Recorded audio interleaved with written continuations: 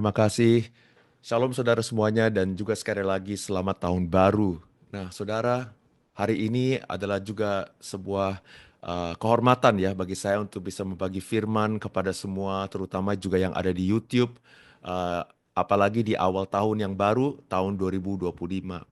Dan oleh sebab itu, saya ingin membawakan sebuah firman supaya kita semuanya bisa dikuatkan, supaya kita bisa menjalani tahun baru 2025 ini dengan baik dan juga dengan berhasil bersama dengan Tuhan.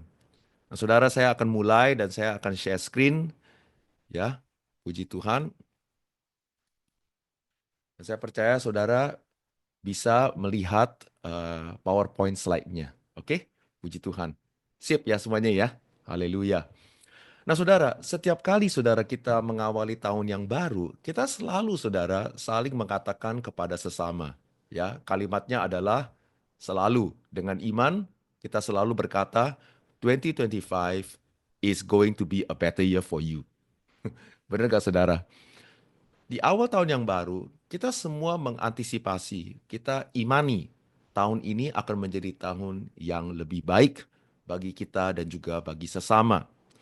Tetapi saudara, saat kita mengatakan kalimat ini, saya ingin mengajak saudara hari ini untuk merenungkan sejenak apa yang dimaksud lebih baik, apa yang dimaksud better.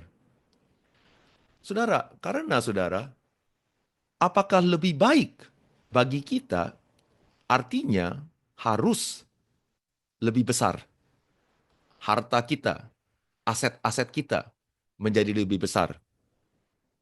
Atau apakah lebih baik artinya, oh, jumlah harta kita, jumlah uang kita, jumlah tabungan kita, investment kita harus lebih besar dan lebih banyak jumlahnya daripada tahun-tahun sebelumnya. Karena saudara, bagi manusia, arti kata lebih baik sebagian besar artinya adalah lebih besar atau lebih banyak dalam bentuk jumlah atau dalam bentuk aset atau harta dan benda. Tetapi saudara, jikalau kita merenungkan sejenak, jikalau kita benar-benar percaya bahwa Tuhan yang akan membawa kita memasuki tahun yang lebih baik dan besar, kita harus berhenti dan kita harus berdoa, apakah standar kita itu sama dengan standarnya Tuhan? Karena saudara, kadang standarnya manusia itu beda dengan standarnya Tuhan yang namanya lebih baik. Karena lebih baik untuk kita belum tentu lebih baik di mata Tuhan.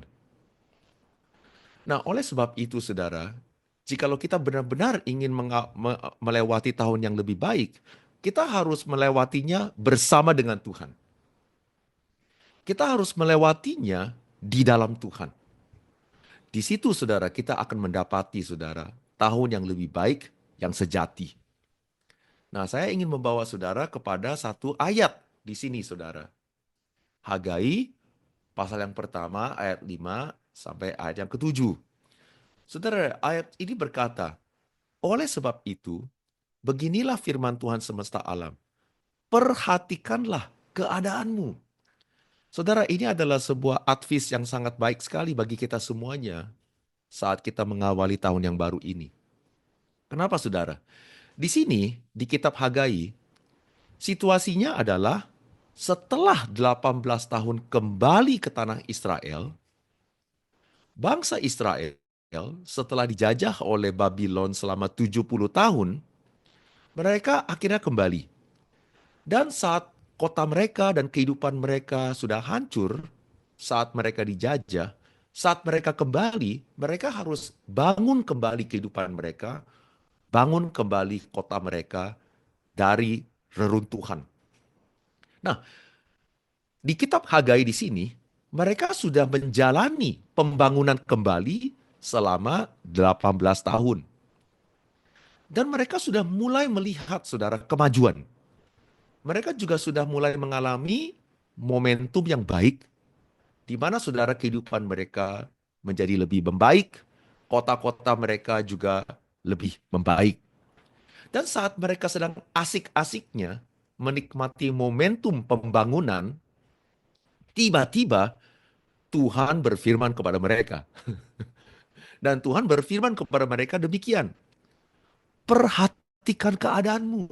Dalam bahasa Inggris, consider your ways. Nah saudara, sama juga dengan kita. Saat kita sedang asik-asiknya membangun kehidupan kita, melewati tahun demi tahun, dan mengejar keberhasilan, mengejar kesuksesan. Saudara, tahun ini Tuhan ingin kita di awal tahun berhenti sejenak untuk apa? Untuk memperhatikan keadaan kita. Nah, saudara, Alkitab berkata, kamu menabur banyak, tetapi membawa pulang hasil sedikit. Kamu makan, tetapi tidak sampai kenyang. Kamu minum, tetapi tidak sampai puas. Kamu berpakaian baik, tetapi badanmu tidak sampai panas. Dan orang yang bekerja untuk upah, ia bekerja untuk upah yang ditaruh dalam pundi-pundi yang berlubang. Dan saudara, sekali lagi Tuhan berkata kepada mereka, perhatikanlah keadaanmu. Saudara, disinilah saudara, Tuhan ingin kita semuanya untuk memperhatikan keadaan kita, kondisi kita di awal tahun ini, supaya saudara, apa yang tercantum di sini tidak kita alami. Supaya saat kita menabur, kita akan mendapatkan hasil yang banyak, bukan hasil yang sedikit. Supaya saat kita minum, kita bisa menjadi puas. Supaya saat kita berpakaian, kita akan menikmati kehangatan. Nah, saudara, artinya saudara, Tuhan sedang berkata kepada bangsa Israel, perhatikan kondisimu. Kenapa? You think you're getting better, but actually your better is not benefiting you. Kemajuan, kebaikan yang kalian sedang alami, kesannya di luar baik. Tetapi kenyataannya, di dalam diri kalian sama sekali tidak mengalami kepuasan. Tidak mengalami keuntungan. Kebaikan yang kalian alami di luar tidak membawa keuntungan apapun di dalam diri kehidupan kita. Saudara, sangat disayangkan saudara. Jikalau kita saudara berhasil di luar tetapi miskin di dalam. Kita kaya di luar tetapi miskin di dalam kehidupan kita. Contohnya saudara di sini saudara. Tuhan sedang berkata kepada mereka, kalian kerja keras, kamu menabur banyak, tetapi hasilnya tidak maksimal. Saudara, kita tidak mau saudara bekerja keras, tetapi hasilnya sangat tidak maksimal. Saudara, mereka juga kejar kepuasan. Tetapi saudara selalu merasa tidak puas dengan penghasilan mereka. Jadi artinya saudara, mereka selalu merasa tidak cukup. Mereka selalu merasa takut dengan tidak cukup dalam kehidupan mereka. Saudara, di sini bilang, kamu makan tetapi tidak sampai kenyang. Kamu minum tetapi tidak sampai puas. Artinya saudara, mereka saudara mengejar keberhasilan, tetapi saudara susah tidur. Nggak bisa tidur nyenyak. Selalu saudara banyak pikiran di dalam kehidupan mereka. Selalu stres. Artinya saudara, mereka tidak menikmati kehidupan dengan damai dan juga dengan sukacita. Saudara, buat apa ya kita berhasil di luar tetapi tidak bisa menikmati keberhasilan tersebut?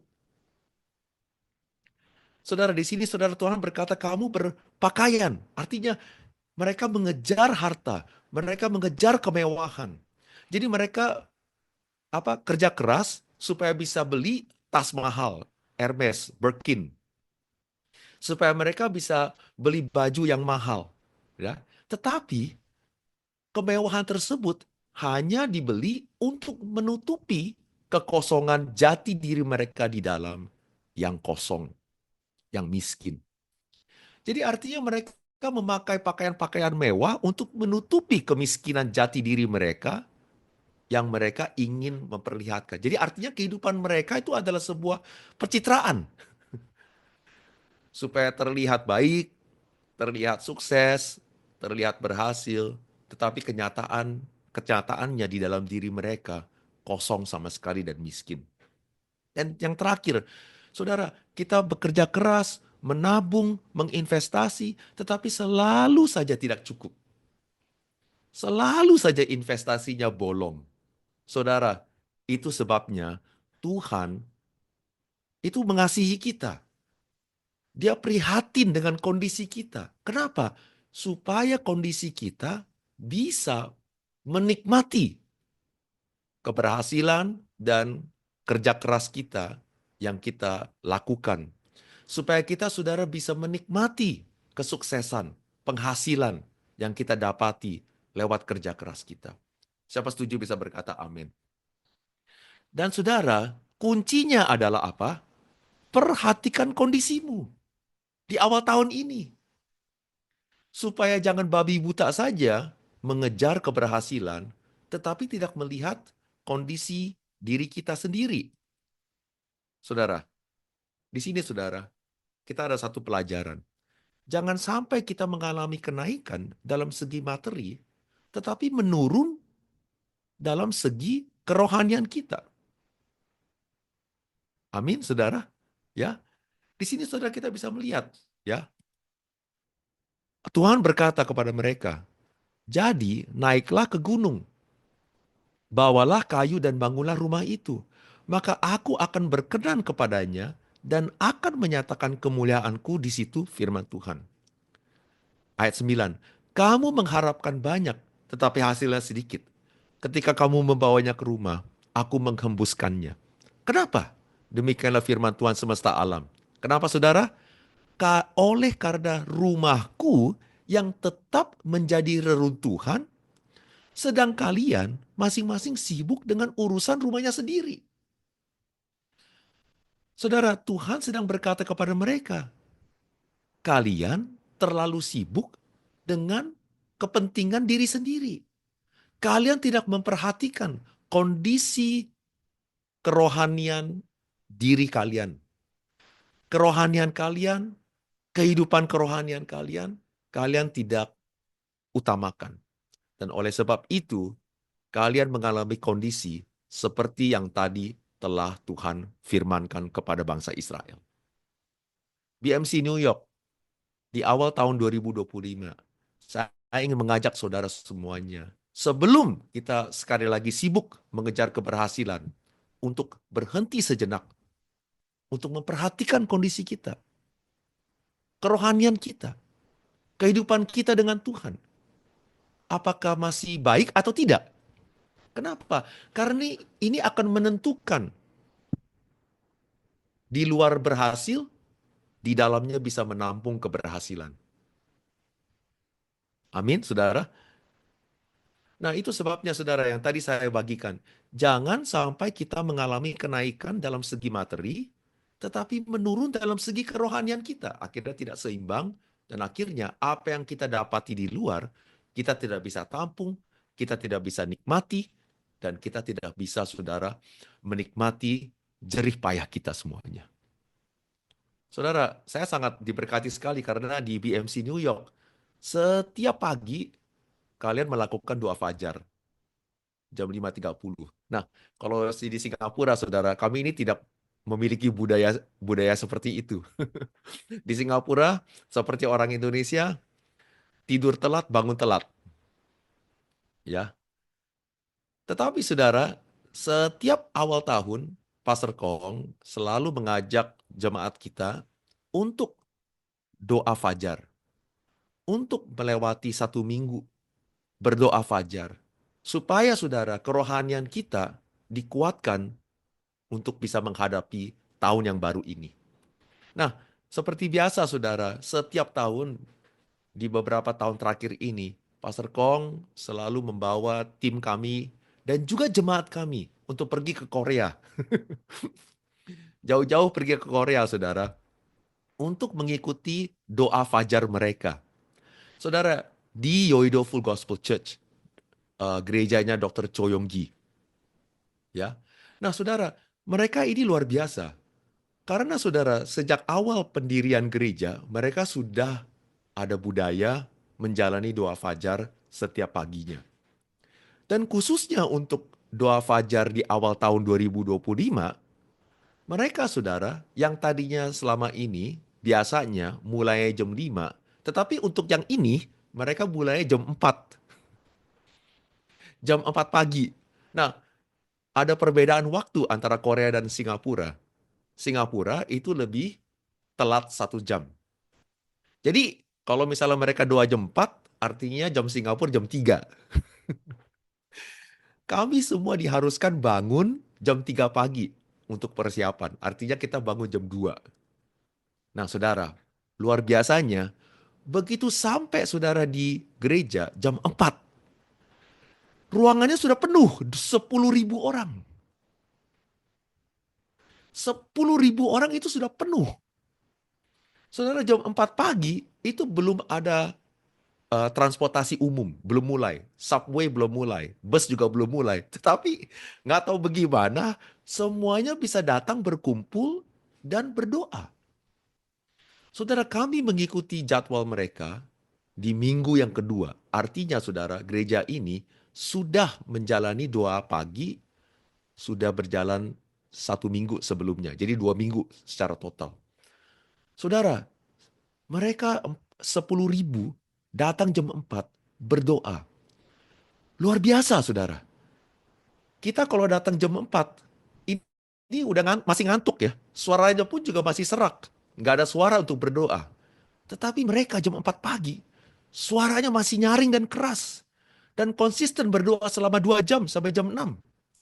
Saudara, dengar saudara suara itu.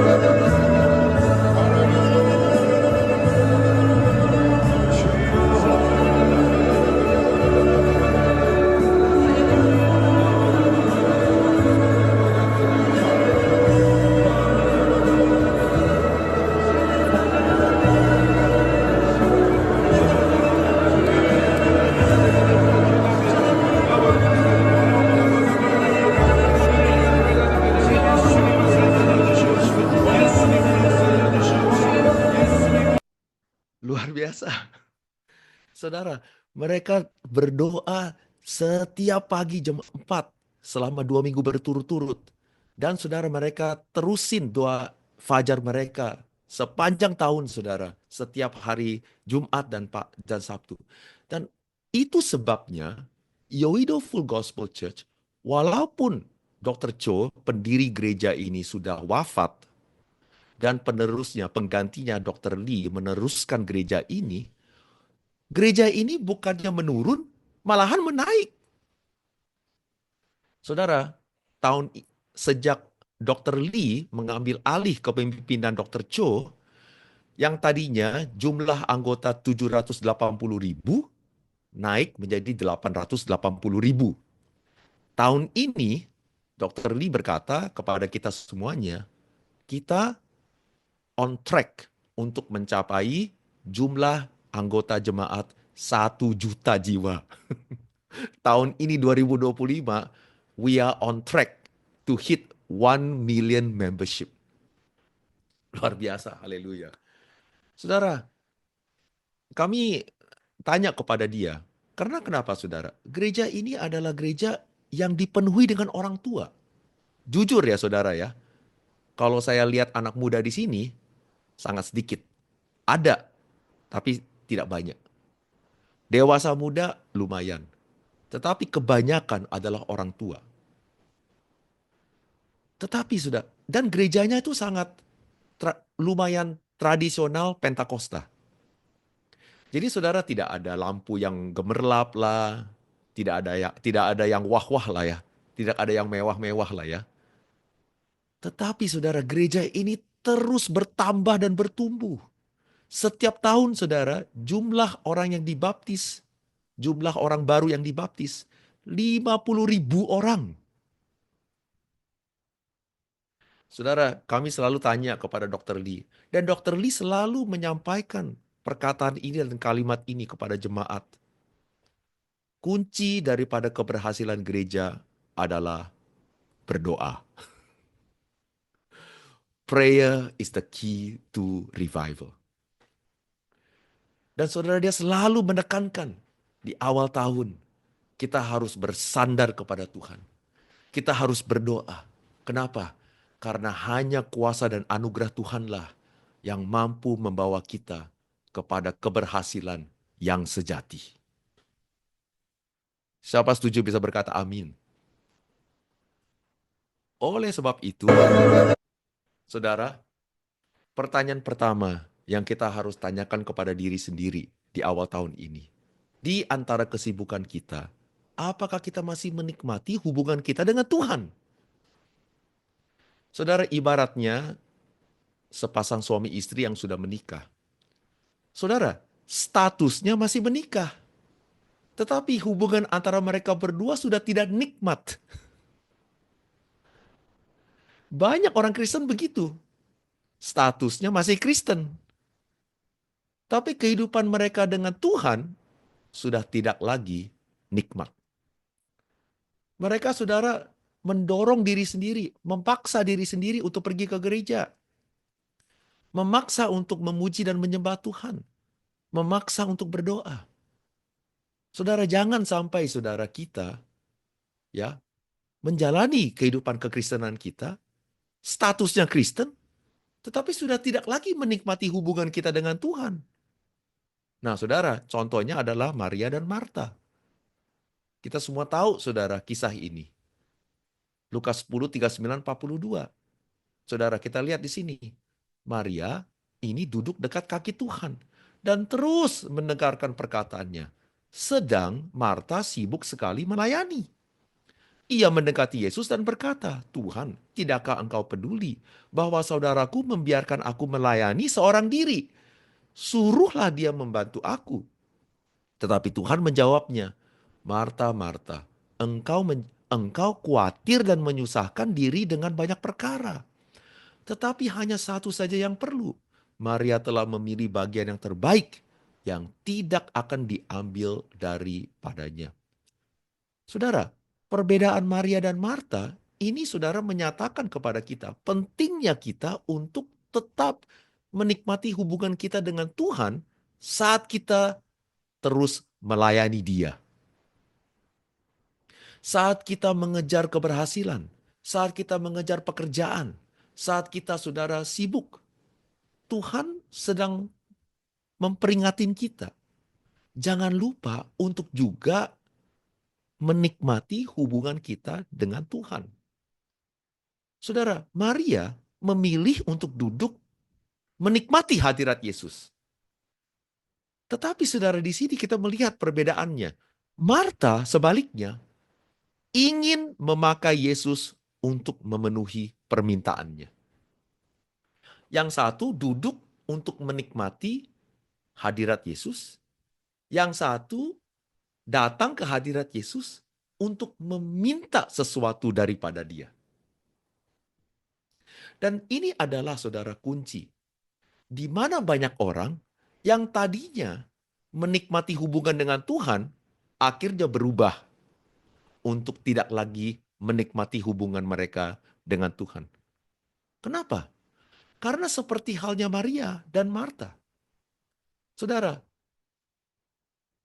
hubungan kita dengan Tuhan yang tadinya adalah berdoa, penyembahan, persembahan, membaca dan merenungkan firman, beribadah, saat teduh, yang tadinya kita pakai sebagai sarana anugerah untuk mengalami kenikmatan dan kepuasan di dalam Tuhan, berubah untuk dijadikan sebagai alat untuk mendapatkan berkat dari Tuhan. Jadi yang tadinya menikmati Tuhan dalam doa, dalam penyembahan, dalam beribadah, lama demi lama sebagai orang Kristen, kita berubah. Kita yang tadinya adalah sarana anugerah, diubah menjadi alat untuk mendapatkan berkat dari Tuhan. Itu sebabnya banyak orang Kristen sudah tidak lagi menikmati hubungan mereka dengan Tuhan. Karena mereka, saudara, berubah. Yang tadinya sosok Maria berubah menjadi sosok Marta. Yang tadinya, saudara, memakai doa, penyembahan, ibadah sebagai sarana anugerah, tetapi digantikan ya dengan kesibukan pelayanan untuk menyenangkan hati Tuhan, akhirnya memakai doa tersebut sebagai formula untuk mendapati berkat daripada sebagai sarana anugerah untuk bisa menikmati Tuhan. Saudara, sama, banyak orang Kristen begitu, saudara. Ya, kita selalu, saudara, waktu dijamah oleh Tuhan pertama kalinya, kita apinya menggebu-gebu. Kita datang ke gereja karena kita cinta Tuhan. Kita berdoa karena kita cinta Tuhan. Tetapi saudara, saat kita cinta Tuhan, hidup kita itu pasti akan diberkati. Itu Dr. Cho selalu bilang begini, you may be poor today, but you will not stay poor forever if you come to Jesus. Dan kehidupan kita akan berhasil. Kehidupan kita akan mulai lagi, saudara, dipenuhi dengan visi dan mimpi. Tuhan yang akan memberikan kita visi dan mimpi. Dan kita mulai mengejar visi dan mimpi tersebut. Tetapi di saat kita sedang mengejar visi dan mimpi tersebut, kadang kita lupa. Yang tadinya doa, penyembahan adalah sarana anugerah untuk menikmati hubungan kita dengan Tuhan. Kita akhirnya ganti untuk apa? Tuhan berkati pelayanan saya. Tuhan berkati investasi saya. Tuhan berkati saya punya kehidupan. Dan pada saat kita mengalami masalah, kita ngambek, kita marah. Kita akhirnya, saudara, nego-nego dengan Tuhan. Dan akhirnya kehidupan kita dengan Tuhan sudah tidak lagi nikmat. Hidup kita dengan Tuhan menjadi transaksional. Saudara, jangan sampai, saudara, kita melewati tahun ini seperti hal demikian. Mari kita merenungkan diri sendiri. Apakah hubungan kita dengan Tuhan masih nikmat atau tidak? Mari kita kembali lagi dengan kasih mula-mula. Berdoa, menyembah Tuhan. Tanpa ada maunya. Karena kita mengasihi dan mencintai Tuhan. Dan kita kembali lagi di dalam Tuhan. Siapa setuju bisa berkata amin. Yang kedua, saudara. Di antara kesibukan, apakah kita masih mementingkan untuk membangun bait Allah di luar dan di dalam diri kita? Saudara, sekali lagi saudara, kita lihat ayat Hagai pasal 1 ayat 9. Di sini Alkitab berkata, kamu mengharapkan banyak tetapi hasilnya sedikit. Kenapa?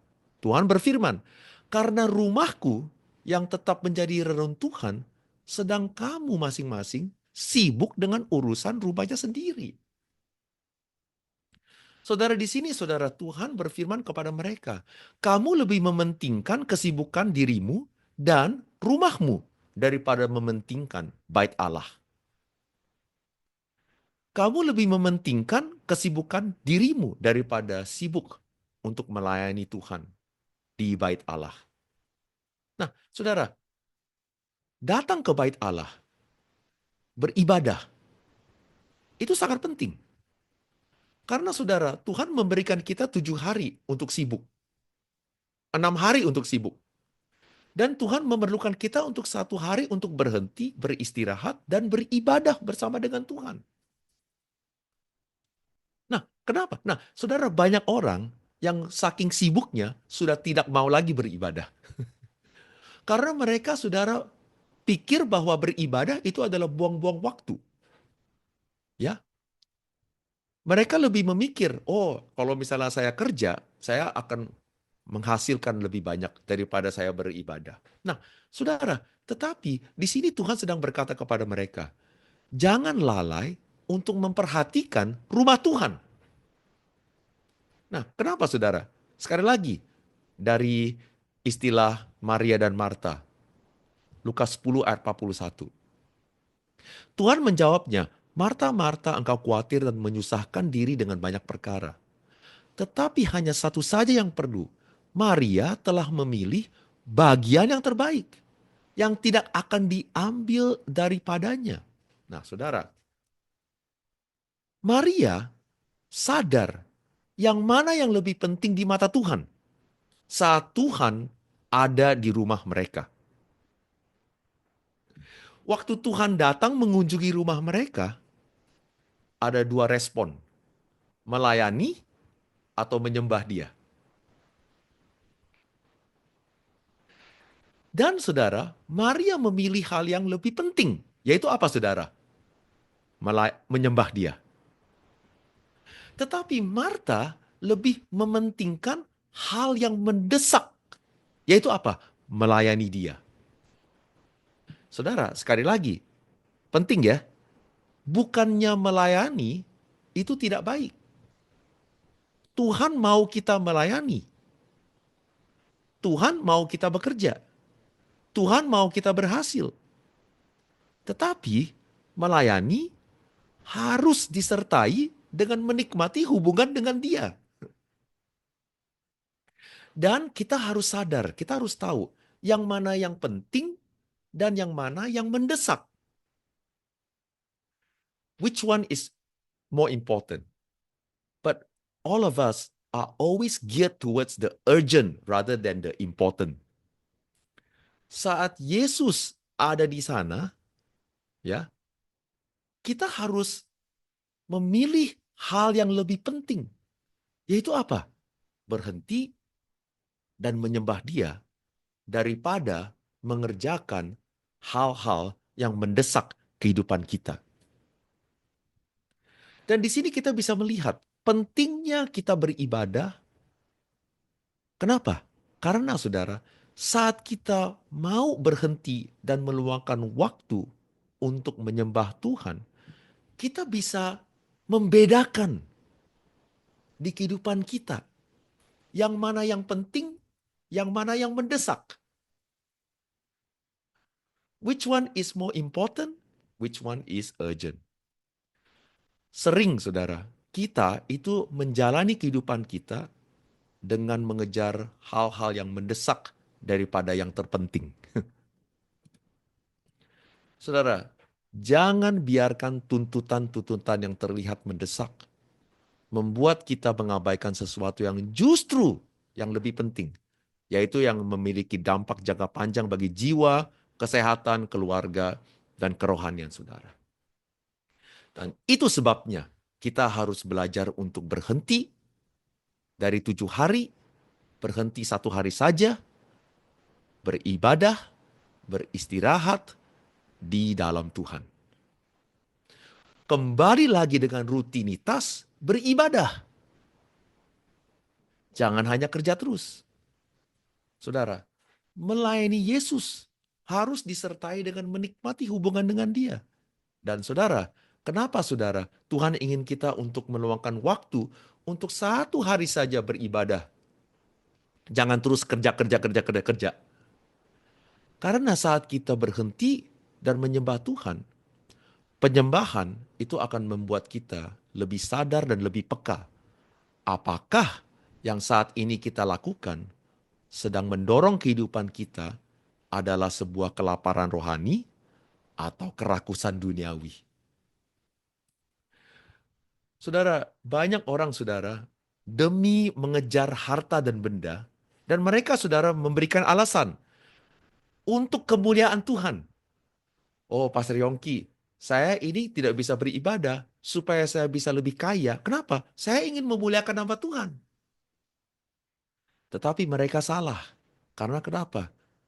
Mereka tidak sadar. Apakah benar itu untuk memuliakan nama Tuhan? Atau hanya sekedar sebuah kerakusan diri mereka sendiri. Dan saudara, nggak bisa orang lain yang berkata demikian kepada saudara. Saudara akan merasa tersinggung. Kalau Pastor Yongki ngomongin kalian, pasti kalian tersinggung. Jadi sangat sulit bagi kita untuk bisa sadar. Hanya Tuhanlah yang bisa membuat kita sadar. Hanya diri kita sendiri yang bisa melihat dan bisa sadar yang mana yang sedang mendorong kehidupan kita. Kelaparan rohani atau kerakusan duniawi. Dan itu memerlukan kita untuk berhenti menyembah Tuhan, mengosongkan hati kita supaya Tuhan bisa berfirman kepada kita. Itu sebabnya saudara, Yesus berkata, Matius 8 ayat 36, apa gunanya seorang memperoleh seluruh dunia, tetapi ia kehilangan nyawanya?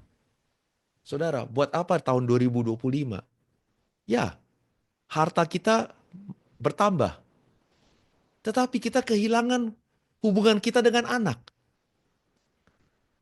Hubungan kita dengan istri malahan menurun. Buat apa saudara kita makin kaya? Tetapi kesehatan kita makin menurun. Dan yang lebih parah lagi, buat apa kita makin berhasil dan kaya, tetapi kita kehilangan iman kita. Kita kehilangan masa depan kita bersama dengan Tuhan. Itu sebabnya saya ingin mengundang saudara di awal tahun ini, sebelum kita sibuk lagi, untuk apa? Berhenti, berdoa, dan saat kita berdoa, kita merenungkan dua pertanyaan ini. Yang pertama, apakah saya masih menikmati hubungan saya dengan Tuhan? Sekali lagi, ibaratnya sepasang suami istri. Statusnya masih menikah, tetapi sudah tidak lagi menikmati hubungan antara sesama. Jangan sampai kita dengan Tuhan juga begitu. Yang kedua, di antara kesibukan, apakah kita masih mementingkan untuk beribadah, membangun bait Allah di dalam diri kita? Sangat simpel ya saudara, tetapi sangat bermakna. Karena kenapa saudara? Peter Abelard berkata demikian saudara. The key to wisdom is this: constant and frequent questioning. For by questioning, we can arrive at the truth of God's word. Saudara, pagi hari ini saya berdoa supaya saudara terinspirasi untuk kembali lagi dan menikmati hubungan saudara bersama dengan Tuhan. Beribadah lagi di dalam Tuhan, di gereja. Kenapa? Supaya saudara, di dalam diri kita dibenarkan. Karena saat di dalam diri kita dibenarkan, kita mampu menampung dan menikmati keberhasilan jerih payah kita di luar. Dan kita saudara mengalami kesehatan yang sejati dan seimbang. Di luar benar, di dalam juga benar. Di luar sehat, di dalam juga sehat. Dan ini akan memastikan kehidupan 2025 akan menjadi tahun yang lebih baik bagi saudara dan saya. Dan semua yang percaya mengatakan, amin. Puji Tuhan. Saya kembalikan kepada Pastor Yosua. Iya, silakan Pak Aris berdoa buat kami semua. Amin. Iya. Saudara, mari kita semua renungkan sebentar. Dua pertanyaan tadi, saudara. Dan jikalau saudara bisa jujur, saudara merasa sudah jauh dari Tuhan, sudah tidak lagi menikmati hubungan saudara dengan Tuhan. Saya ingin mengundang saudara, mari hari ini kita sama-sama kembali lagi untuk menikmati hubungan kita dengan Tuhan. Untuk mau rutinitas beribadah, supaya kehidupan kita benar bersama dengan Tuhan. Terima kasih Tuhan Yesus, Roh Kudus. Engkau sedang bekerja dan Engkau sedang berfirman di dalam hati kita semua. Semua yang ada di Zoom dan juga lewat YouTube. Engkau Tuhan sedang menantang kita supaya kita Tuhan bisa kembali lagi kepada hati yang benar, kasih mula-mula. Tuhan, biarlah Tuhan saat kami memulai tahun ini dengan kehidupan kerohanian yang benar bersama dengan-Mu, kami akan mengalami tahun yang lebih baik. Kami akan mengalami tahun yang lebih indah. Tuhan berkatilah segala upaya kami, kerja keras kami. Tetapi secara bersamaan, anugerahi kami Tuhan dengan kasih-Mu, dengan Roh Kudus. Supaya kami pun juga bisa melewati kehidupan kerohanian yang sehat dan baik. Tuhan, saat kami kembali lagi ke rumah Tuhan, kembali lagi untuk membangun bait Allah dalam diri kita, Tuhan, biarlah tingkap-tingkap langit di surga terbuka di atas kehidupan kami, rumah tangga kami. Kami akan menikmati kesehatan, kami akan mengalami kelimpahan, dan kami akan menikmati Tuhan kemurahan dalam nama Tuhan Yesus. Kami berdoa dan kami percaya, Tuhan, may the grace of the Lord Jesus Christ, the love of the Father, and the communion of the Holy Spirit be upon everyone here in Zoom and in YouTube, in BMC New York. Biarlah mereka semuanya lebih berhasil, lebih dekat dengan Tuhan. Dalam nama Tuhan Yesus, Kami semua berdoa, semua yang percaya mengatakan, amin.